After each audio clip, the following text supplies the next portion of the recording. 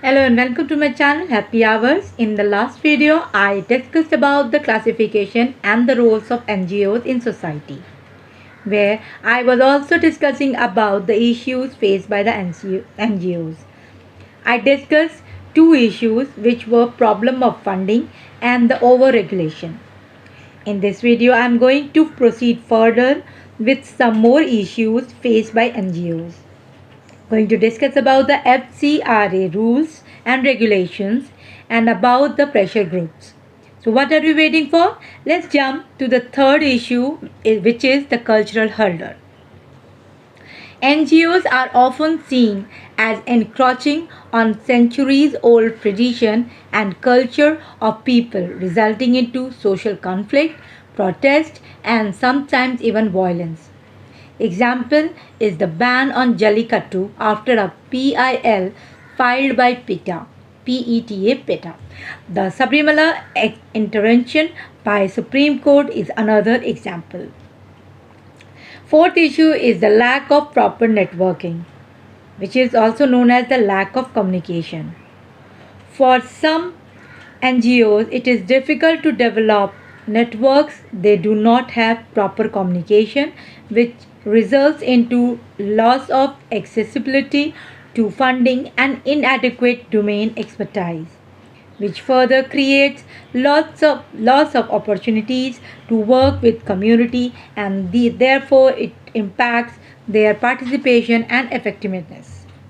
Next is lack of governance structure. NGOs do not have a well coordinated governance structure. Many NGOs do not have a board for governance, which results into inefficiency and poor direction of the working of NGO. I am proceeding further with the next topic for today, which is Foreign Contribution and Regulation Act, which is also known as FCRA. The provisions for this is: first is prohibition to accept foreign contribution. Under the law, political parties and candidates or publishers of newspapers, media house, government servants are prohibited to accept any foreign contribution.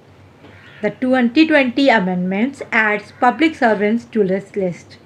Public servants are defined as any individual remunerated by government for performance of the public duty.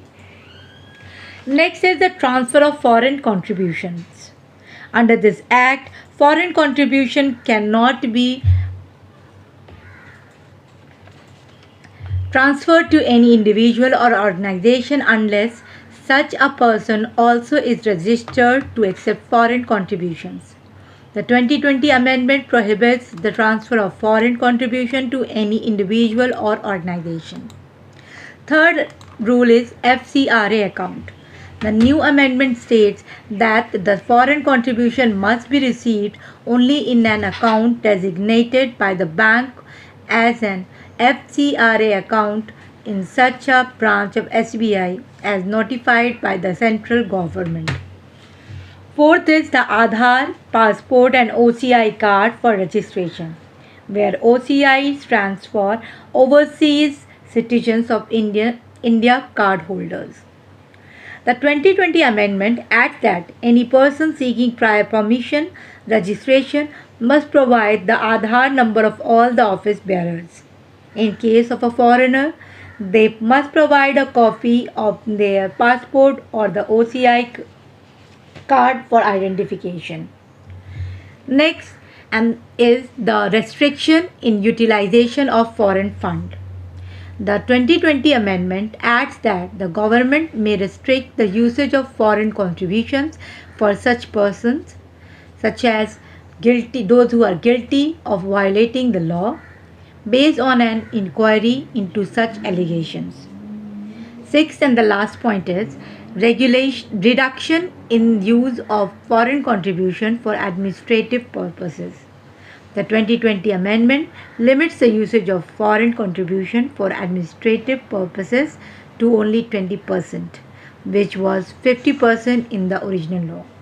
Now these are all about the FCRA laws.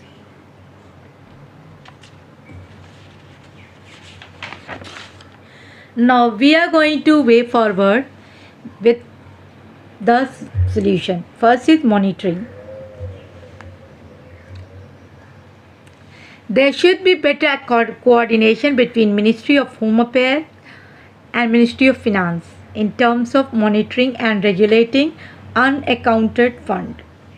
Second is the participation. Citizens today are motivated to play an active role in the policies that impact them. It is important that their participation is democracy go beyond just elections. Therefore, their participation needs to be facilitated, which can be done through NGOs. Third one is the improving governance. Having a board or commission governing NGOs is an impactful method to achieve better governance of NGOs.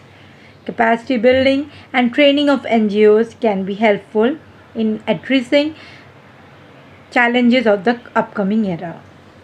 Fourth is funding. NGOs should maintain good relationship with the stakeholders in order to generate funds and should adopt a transparent mechanism of funding. Last one is the cultural awareness. NGOs should try to be aware of the local culture and should work in harmony with the community, thereby contributing to social capital. Our next topic for today is the pressure groups. Pressure groups are known as also as interest groups or vested groups and are different from political parties. These groups influence government policies through legal or illegal methods in order to focus on specific policies and programs in order to protect and promote the interests of their members by influencing the government. Next and the final topic for today is the difference between the pressure groups and the political party. Pressure group, they do not contest elections. They can be visible or invisible. They use legitimate or illegitimate methods. Whereas when we are going to discuss about the political parties, they contest elections and directly occupy seats of power. They are always visible. They use only legitimate methods to influence politics. By this, I am concluding my video. Please like and subscribe. Thank you.